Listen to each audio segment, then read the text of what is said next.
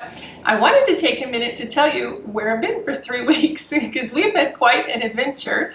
3 weeks ago, as you can see, we've got new windows and all of our trim is gone, so we're getting to put trim up. We've been doing some home improvements, but I told you before, our walls are stone and it's just one layer of stone. There's no insulation, so when it is cold outside, it's frigid inside. When the sun heats up the stone on the outside, it's like a brick oven in here and heats up exponentially. My parents came out, so my husband and my dad were outside studying and insulating and putting hardy board up. So it's like a new house on the outside and much more temperature controlled. And it's fun to have a window that you can put your hand up and not feel the air coming in when it's breezy.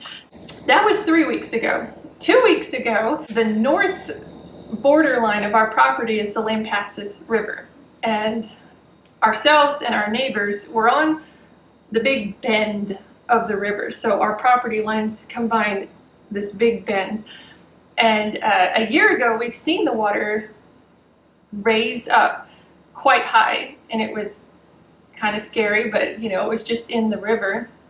If you stand on the end of our property, we're kind of on a cliff. How far down is it, honey? About 25 feet. Okay, so our cliff is about 25 feet above the water. So when we moved in, they said you have to buy flood insurance, and we thought, that's ridiculous. Why would we ever need that?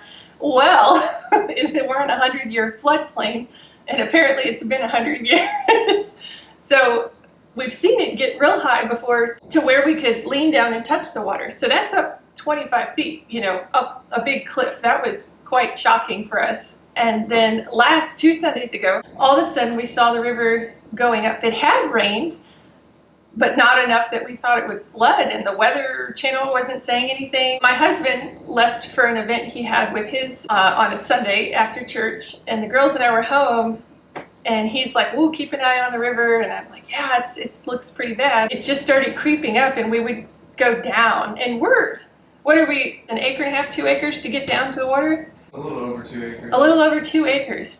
From our house to get down to the water, to our cliff's edge over the river. We watched it come up, and unfortunately we saw animals. My husband and my oldest daughter saw 2 horses that had passed and were in the water, and we thought, to get horses, that's crazy. And then we all went down, and there was a donkey that was alive and just trying to make way, and a cow that later on that went by that was barely alive. And I thought, okay, that means bad, like fences are going out, you know. And it was very scary. And it was so sad for us, you know. We had to walk away because our littlest Eva had trouble seeing the animals in duress like that, and we kept an eye on it. And then all of a sudden we realized the river was right there.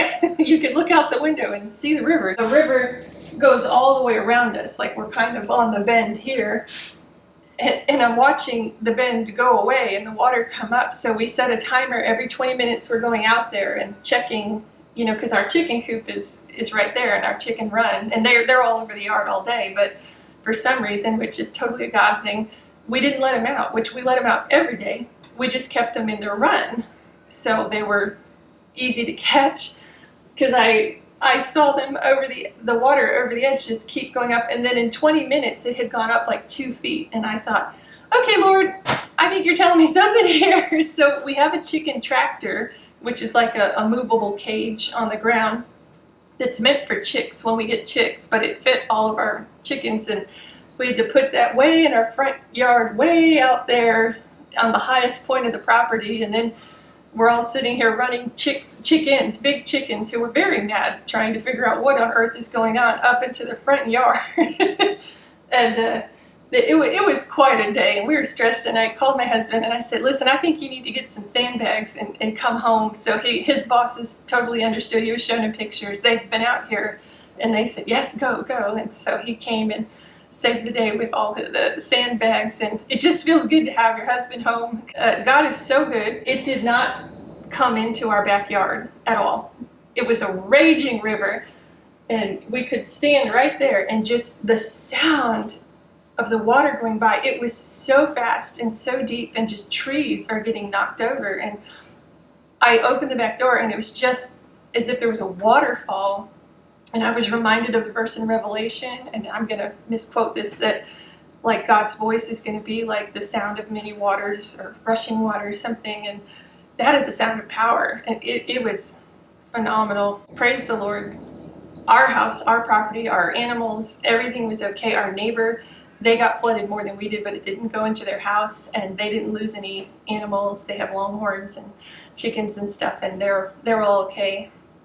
There was thousands of head of cattle that were lost, and donkeys and horses. That's really sad. This hit us, the community, very hard. But like our pastor texted and said, we can be there in 5 minutes if you need us, because I was thinking, I can't lift my husband's tools. I need help, and he said, you need me? I'm there. We had all of our friends text us, what do you need? In scary situations, it's nice to feel your community loving you and being ready to help you. That's just an amazing feeling to know you're watched out for physically. And then I have a neat little testimony. My husband and I and the girls, we have wanted bees since we moved in here. One of the things we wanted was bees. And so we had all the research ready. We had printed out plans for the kind of beehive that we wanted. We were all ready to go. And something just kept stopping us from doing it. Some other project would come up. Some other need would come up. So if we were going to spend the money on the beehives, there was another thing we needed to spend money on. And it didn't hurt us, but by spring we had wanted to have the ability to catch a swarm, would be swarm. And we didn't have that, and I was really sad. And then it really started to weigh on me, like, I wish that we would have done this. Why haven't we done this? And we would have put our bees down there in a certain spot. We would have lost them all. So God, one, saved us financially. Two, I would have been heartbroken if a whole colony of bees was lost. But now he's also taught us where we should put our beehive. Like, we need to totally rethink where that would go. So, I mean, what a blessing. And then we invested in 4 250-gallon water totes for watering our garden and flowers in the summer, because we don't want to drain our well dry. So we're trying to save rainwater and stuff. And the totes were in the lower field. And this year we just decided not to mow at all. We're trying to revamp the soil and get things growing and get the soil alive again, because in the summer it's just scorched earth. We've had the most beautiful flowers I've ever seen. I apparently have been mowing them down. We have a Texas prickly poppy that's pretty rare, and it's just everywhere. Many different kinds of varieties of things. There's butterflies and hummingbirds that are all coming, and it was beautiful. And we've had some things grow taller than we are, and just the field turned into this magical little fairyland that was gorgeous. But the weeds, or flowers, or whatever we're going to call them, wove their way into the water totes, and the only thing that kept those water totes from flowing away, because they were submerged. I mean, they're empty now, so they would have been buoyant and floating away, was that the weeds encased them and kept them there. So we could have lost our whole investment. And God is so good. Just even when scary and awful things happen, there is always God in there to show you his love and his mercy and his forethought that we don't have. And then last week, we're ready to do the video. The weather said the river's gonna flood again. So of course it barely got to the top of the thing. It wasn't as bad, and I don't think anybody lost any animals, but it was enough to make us, because we'd seen it come up. But our neighbor, whose father built this house, it's over 100 years old, said she had never seen the water come up this high in her life. The water has never come up this high. I wanted to share some videos and pictures we took of our flood.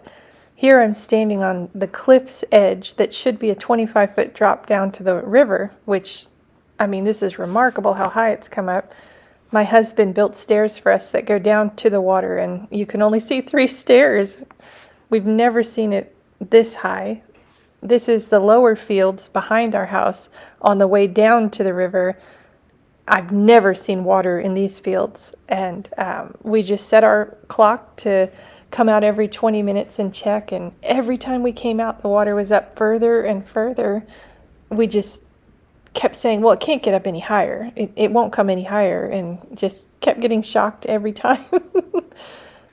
That's our outside dog, Puppers. He was having the time of his life. He loved the water being up. We had to keep an eye on him.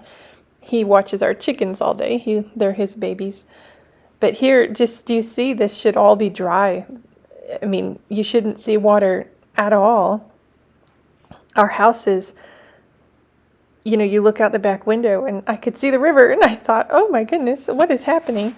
And you come out to look, and it just keeps getting higher and higher and louder. The sound of the force of the water, you see how fast it's going. My goodness, it was phenomenal. This you can see across the river into our neighbor's fields covered with water. And this is our 100-year-old oak tree that should be in a nice dry meadow, and it has its own lake. This is our backyard. Our chicken run is to the right there, and I kept filming from here.